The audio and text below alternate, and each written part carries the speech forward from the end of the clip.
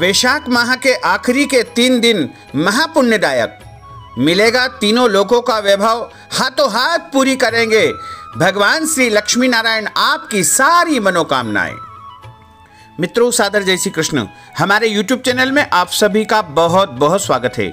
मैं हूं आपके साथ आचार्य धर्मेंद्र शास्त्री। हमारे धर्म शास्त्रों में तथा पुराणों में वैशाख महीने को सर्वोत्तम महीना माना गया है। भगवान कहते हैं कि साक्षात मेरा रूप है वैशाख का महीना। वैशाख माह की जो अंतिम 3 दिन की जो तिथियां होती है वो सबसे उत्तम बताई गई है। वैसे तो पूरा वैशाख माह ही अपने आप में बहुत ही पुण्यदायक माना जाता है। पूरे महीने सुबह जल्दी उठ करके स्नान करना चाहिए, भगवान की आराधना पूजा करना चाहिए, जिससे आपके जन्म जन्मांतर के पाप नष्ट हो जाते हैं तथा आपके पुण्यों का उदय होता है। लेकिन वैशाख माह के अंतिम 3 दिन की जो 3 तिथियां होती है वो सबसे ज़्यादा पवित्र और पुण्यकारक मानी गई है।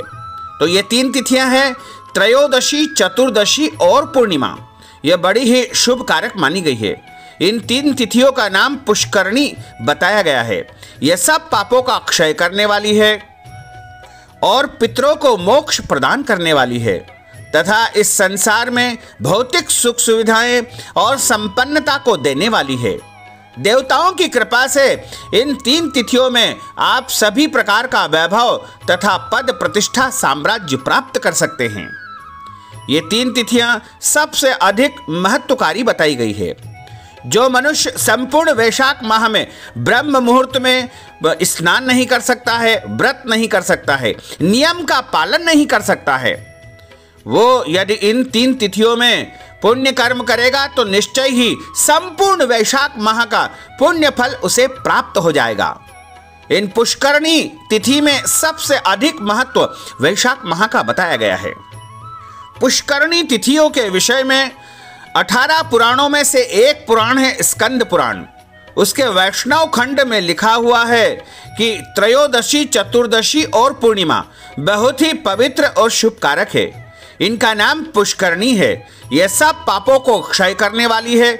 जो संपूर्ण वैशाख माह में ब्रह्म मुहूर्त में पुण्य स्नान, व्रत, नियम आदि करने में असमर्थ है, वह व्यक्ति यदि इन 3 तिथियों में उस नियम कर्म को करेंगे तो संपूर्ण वैशाख माह का पुण्य फल उन्हें प्राप्त हो जाएगा।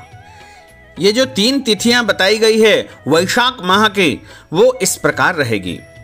5 मई 2020 मंगलवार के दिन त्रयोदशी तिथि है।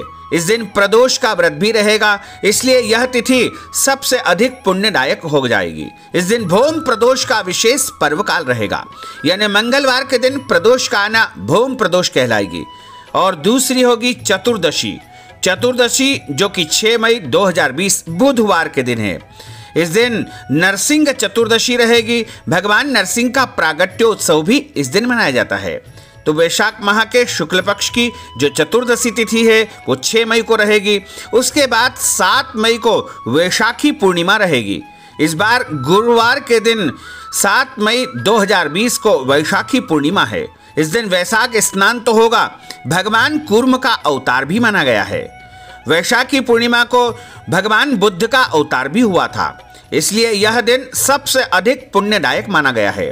इसी के साथ देवताओं को इस दिन साम्राज्य प्राप्त हुआ था, इसलिए वैशाखी पूर्णिमा को सबसे बड़ी और महत्वकारी पूर्णिमा माना गया है। स्कंद पुराण में लिखा हुआ है इन पुष्करणी तिथि के विषय में एक छोटी सी कथा महात्मा आती है। पूर्व काल में वैशाख माह के शुक्ल पक्ष की एकादशी को भगवान मोहिनी स्वरूप समुद्र मंथन के माध्यम से जो है अमृत जो प्राप्त हुआ था उसका वितरण करने की उन्होंने तैयारी की थी। द्वादशी को भगवान विष्णु ने अमृत की रक्षा की थी। त्रयोदशी को भगवान श्री नारायण ने देवताओं को अमृत का पान करवाया था और चतुर्दशी तिथि को देव विरोधी दैत्यों का संहार किया था और पूर्णिमा के दिन समस्त देवताओं को उनका साम्राज्य प्राप्त हो गया था। यानी जो खोया हुआ साम्राज्य था इंद्रादि समस्त देवताओं का, वह वैशाख माह के शुक्ल पक्ष की पूर्णिमा तिथि को ही प्राप्त हुआ था। इसलिए मोहिनी एकादशी से पूर्णिमा तक का समय अपने आप में पुण्यदायी है। इसके अलावा त्रयोदशी से लेकर के पूर्णिमा तक जो 3 तिथियां होती है उन्हें पुष्करणी कहा जाता है। और पुष्करणी में जो भी कर्म करेंगे, पुण्य करेंगे, दान करेंगे, सुबह जल्दी स्नान करेंगे, पूजन पाठ करेंगे, साधना आराधना करेंगे, वह जल्द ही सिद्ध हो जाएगी, क्योंकि इन 3 तिथियों के ऊपर देवताओं की विशेष कृपा है।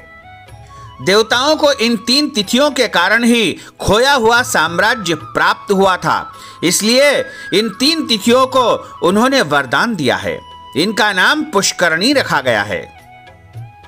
सभी देवताओं ने अपने साम्राज्य को प्राप्त होकर के प्रसन्न चित्त से इन 3 तिथियों का नाम पुष्करणी रखा और कहा कि हे पुष्करणी तिथियां, ये 3 शुभ तिथियां मानी जाएगी और मनुष्य को पाप को नष्ट करने वाली तथा उन्हें संतान पुत्र पौत्रादि फल प्रदान करने वाली होगी। जो संपूर्ण वैशाख में प्रातःकाल पुण्य स्नान न कर सका, वह इन 3 तिथियों में कर लेने से उसे पुण्य फल की प्राप्ति होगी। वैशाख में लौकिक कामनाओं को नियंत्रित करने पर मनुष्य निश्चय ही भगवान विष्णु का सायुज्य प्राप्त कर लेता है, ऐसा माना गया है। और पुराणों में भी लिखा हुआ है कि जो वैशाख माह में अंतिम 3 दिनों में गीता जी का पाठ करता है, उसे प्रतिदिन अश्वमेध यज्ञ का फल प्राप्त होता है।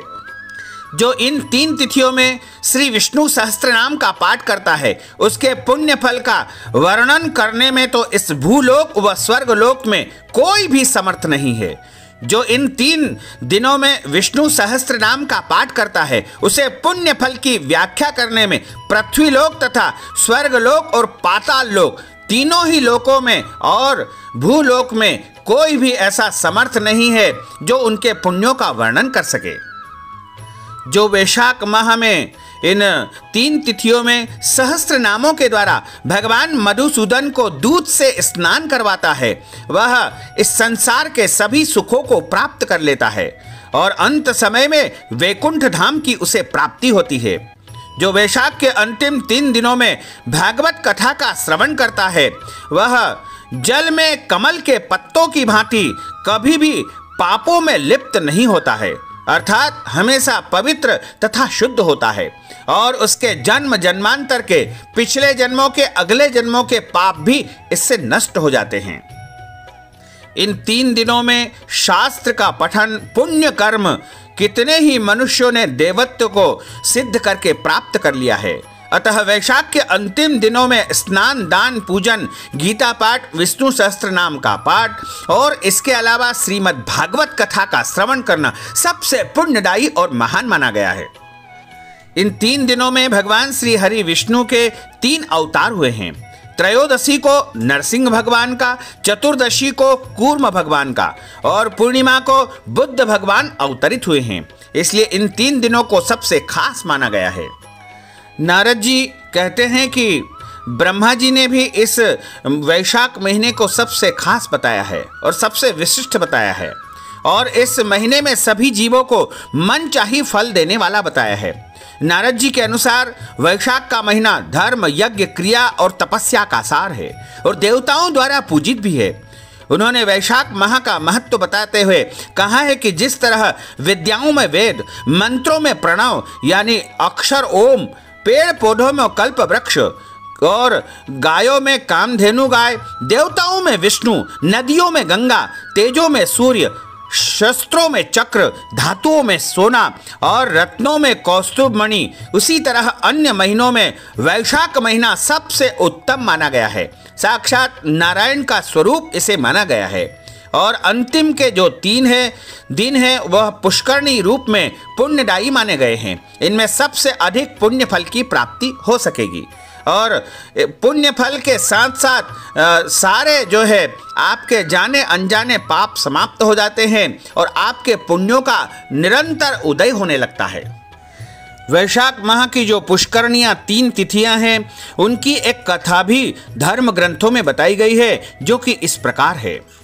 श्रुतदेव जी कहते हैं कि हे राजेंद्र, वैशाख के शुक्ल पक्ष में जो अंतिम 3 तिथियां त्रयोदशी से पूर्णिमा तक है, वो बड़ी पवित्र और शुभ कारक है। उनका नाम पुष्करणी है, वो सब पापों का क्षय करने वाली है। जो संपूर्ण वैशाख माह में स्नान करने में असमर्थ है, वह यदि 3 तिथियों में भी स्नान कर लेता है तो पूरे वैशाख का पुण्य फल उसे प्राप्त होता है। पूर्व काल में वैशाख माह की एकादशी तिथि को शुभ अमृत का प्रागट्य हुआ था। द्वादशी को भगवान विष्णु ने रक्षा की थी। त्रयोदशी तिथि को उन श्री हरि ने देवताओं को अमृत का पान करवाया था। चतुर्दशी तिथि को देव विरोधी दैत्यों का संहार किया था और पूर्णिमा के दिन समस्त देवताओं को उनका साम्राज्य प्राप्त हो गया था। इसलिए देवताओं ने संतुष्ट होकर के इनको वरदान दिया था। और प्राचीन काल में कश्मीर देश में देवव्रत नाम का एक ब्राह्मण था। उनके सुंदर रूप वाली एक कन्या थी जो मालिनी के नाम से प्रसिद्ध थी। ब्राह्मण ने उस कन्या का विवाह सत्यशील नामक बुद्धिमान ब्राह्मण के साथ कर दिया। मालिनी कुमार्ग पर चलने वाली पुष्चली होकर के स्वच्छंदता पूर्वक इधर उधर रहने लगी। वह केवल आभूषण धारण करने के लिए पति का जीवन चाहती थी, उसकी हितैषिणी नहीं थी। उसके घर में कामकाज करने के बहाने उपपति रहा करता था। सभी जाति के मनुष्य जार के रूप में उसके यहाँ ठहरते थे। वह कभी पति की आज्ञा का पालन करने में तत्पर नहीं हुई। इसी दोष से उसके सब अंगों में कीड़े पड़ गए, जो काल, अंतक और यम की भांति उसकी हड्डियों को भी छेद डालते थे। उन कीड़ों से उसकी नाक, जिह्वा और कानों का उच्छेद हो गया। स्तन तथा अंगुलियां गल गई, उसमें पंगुता भी आ गई। इन सब क्लेशों से वह मृत्यु को प्राप्त होकर नरक की यातनाएं भोगने लगी। 1,50,000 वर्षों तक वह तांबे के भांड में रख करके जलाई गई। 100 बार उसे कुत्ते की योनि में जन्म लेना पड़ा। उसके बाद 100 वीर देश में पद्मबंधु नामक ब्राह्मण के घर में वह अनेक दुखों से घिरी हुई एक कुतिया का जन्म उसने पाया। उस समय भी उसके कान, नाक, पूंछ और पैर कटे हुए थे। उसके सिर में कीड़े पड़े हुए थे और योनि में भी कीड़े पड़े रहते थे। हे राजन, इस प्रकार उसे 30 वर्ष व्यतीत हो गए। एक दिन वैशाख माह के शुक्ल पक्ष की द्वादशी तिथि को पद्मबंधु का पुत्र नदी में स्नान करके पवित्र होकर के भींगे वस्त्र से घर पर आया। उसने तुलसी की वेदी के पास जाकर अपने पैर धोए। देवयोग से वह कुतिया वेदी के नीचे सोई हुई थी। सूर्योदय से पहले का समय था। ब्राह्मण कुमार के चरणोदक से वह कुतिया नहा ली, यानी उसके जल से उसे स्नान हो गया और फिर तत्काल उस कुतिया के सारे पाप अचानक नष्ट हो गए। फिर उसी क्षण उसे अपने पूर्व जन्म का स्मरण हो गया। पहले के कर्मों की याद आने से वह कुतिया तपस्वी के पास जाकर दीनता पूर्वक पुकारने लगी। कहने लगी कि हे महामुने, आप मेरी रक्षा कीजिए। उसने पद्मबंधु मुनि के पुत्र से अपने पूर्व जन्म के दुराचार पूर्ण वृत्तांत सुनाए और यह भी कहा कि हे ब्राह्मण, जो कोई भी दूसरी युवती पति के ऊपर वशीकरण का प्रयोग करती है, वह दुराचारिणी मेरी ही तरह तांबे के पात्र में पकाई जाती है। पति स्वामी है, पति गुरु है और पति ही उत्तम देवता है। साध्वी स्त्री उस पति का अपराध करके कैसे सुख प्राप्त कर सकती है? पति का अपराध करने वाली स्त्री सैकड़ों बार तीर्या योनि यानी पशु पक्षी की योनि में उसे और अरबों बार कीड़े की योनि में जन्म लेना पड़ता है। इसलिए स्त्रियों को सदैव अपने पति की आज्ञा का पालन करना चाहिए। हे ब्राह्मण, आज मैं आपकी दृष्टि के सम्मुख आई हूँ। यदि आप मेरा उद्धार नहीं करोगे तो मुझे पुनः इसी यातनापूर्ण घृणित योनि का दर्शन करना पड़ेगा। अतः हे विप्रवर, हे ऋषिवर, मुझ पापाचारिणी को वैशाख माह के शुक्ल पक्ष में अपना पुण्य प्रदान करके उबार लीजिए। आपने जो पुण्य की वृद्धि करने वाली द्वादशी का स्नान पुण्य किया है, स्नान दान किया है और अन्न का भोजन कराने से जो पुण्य हुआ है, उससे मुझ दुराचारिणी का भी उद्धार हो जाएगा। हे महाभाग दीन वत्सल, मुझ दुखिया के प्रति दया कीजिए। आपके स्वामी जगदीश्वर जनार्दन तीनों के रक्षक है। उनके भक्त ही उन्हीं के समान होते हैं। दीन वत्सल, मैं आपके दरवाजे पर रहने वाली कुतिया हूँ। मुझे दीनों के प्रति दया कीजिए, मेरा उद्धार कीजिए। अंत में मैं आप द्विजेंद्र को नमस्कार करती हूँ। उसका वचन सुन करके मुनि के पुत्र ने कहा कि कुतिया, सब प्राणी अपने किए हुए कर्मों के ही सुख दुख के रूप में फल को भोगते हैं। जैसे सांप को दिया हुआ शर्करा मिश्रित दूध केवल विष की वृद्धि करता है, उसी प्रकार पापी को दिया हुआ पुण्य उसके पाप में सहायक होता है। मुनि कुमार के ऐसा कहने पर कुतिया दुख में डूब गई और उसके पिता के पास जाकर आर्त स्वर से क्रंदन करती हुई बोली, पद्म बंधु बाबा, मैं तुम्हारे दरवाजे की कुतिया हूँ। मैंने सदा तुम्हारी झूठन खाई है, मेरी रक्षा करो, मुझे बचाओ। गृहस्थ महात्मा के घर पर जो पालतू जीव रहते हैं उनका उद्धार करना चाहिए। यह वेद वेत्ताओं का मत है। चांडाल, कौवा, कुत्ता ये प्रतिदिन गृहस्थों के दिए हुए टुकड़े खाते हैं, अतः उनकी दया के पात्र है। जो अपने ही पाले हुए रोगादि से ग्रस्त एवं असमर्थ प्राणी का उद्धार नहीं करता है, वह नरक में जाकर के गिर जाता है। यह विद्वानों का मत है। संसार की सृष्टि करने वाले भगवान विष्णु एक को कर्ता बनाकर स्वयं ही पत्नी, पुत्र आदि के ब्याज से समस्त जंतुओं का पालन करते हैं, अतः अपने पोष्य वर्ग की रक्षा करनी चाहिए। यह भगवान की आज्ञा है। दयालु होने के कारण आप मेरा उद्धार कीजिए। दुख से आतुर हुई कुतिया की यह बात सुनकर के घर में बैठा हुआ मुनि पुत्र तुरंत घर से बाहर निकला। इसी समय दया निधान पद्म बंधु ने कुतिया से पूछा कि यह क्या वृत्तांत है। तब पुत्र ने सब समाचार कह करके सुनाया। उसे सुनकर के पद्म बंधु बोला, बेटा, तूने कुतिया से ऐसा वचन क्यों कहा है? साधु पुरुषों के मुंह से ऐसी बात नहीं निकालना चाहिए। हे वत्स, देखो, सब लोग दूसरों का उपकार करने के लिए तैयार रहते हैं। चंद्रमा, सूर्य, वायु, रात्रि, अग्नि, जल, चंदन, वृक्ष और साधु पुरुष सदा दूसरों की भलाई और परोपकार में लगे रहते हैं। दैत्यों को महाबली जान करके महर्षि दधीचि ने देवताओं का उपकार करने के लिए दयापूर्वक अपनी शरीर की हड्डी उन्हें प्रदान कर दी थी। पूर्व काल में राजा शिवी ने कबूतर के प्राण बचाने के लिए भूखे बाज को अपने शरीर का मांस प्रदान कर दिया था। पहले इस पृथ्वी पर जीमूत वाहन नामक राजा हो गए थे।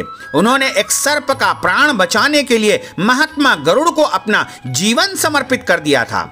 इसलिए विद्वान ब्राह्मण को दयालु होना चाहिए। क्या इंद्रदेव शुद्ध स्थान में ही वर्षा करते हैं? अशुद्ध स्थान में जल नहीं बरसाते हैं? क्या चंद्रमा चांडालों के घर में प्रकाश नहीं करते हैं? अतः बार बार प्रार्थना करने वाली इस कुतिया का मैं अपने पुण्यों से उद्धार करूंगा। इस प्रकार पुत्र की मान्यता का निराकरण करके परम बुद्धिमान पद्म बंधु ने संकल्प किया, कुतिया, मैंने द्वादशी का महापुण्य तुझको प्रदान कर दिया है। ब्राह्मण का इतना कहते ही कुतिया ने सहसा अपने प्राचीन शरीर का त्याग कर दिया और दिव्य देह को धारण करके दिव्य वस्त्र आभूषणों से विभूषित होकर के दसों दिशाओं को प्रकाशित करती हुई ब्राह्मण की आज्ञा लेकर के स्वर्ग लोक को चली गई। वहां महान सुखों का उपभोग करके इस पृथ्वी पर भगवान नर नारायण के अंश से उर्वशी नाम की जो है स्त्री के रूप में उसका प्रागट्य हुआ। तो इस प्रकार जो वैशाख माह की इस परम पुण्य पवित्र कथा को सुनता है, उसके जन्म जन्मांतर के पाप नष्ट हो जाते हैं तथा उसको जो है सभी प्रकार का सुख वैभव इस संसार में प्राप्त होता है, उसका भाग्योदय हो जाता है।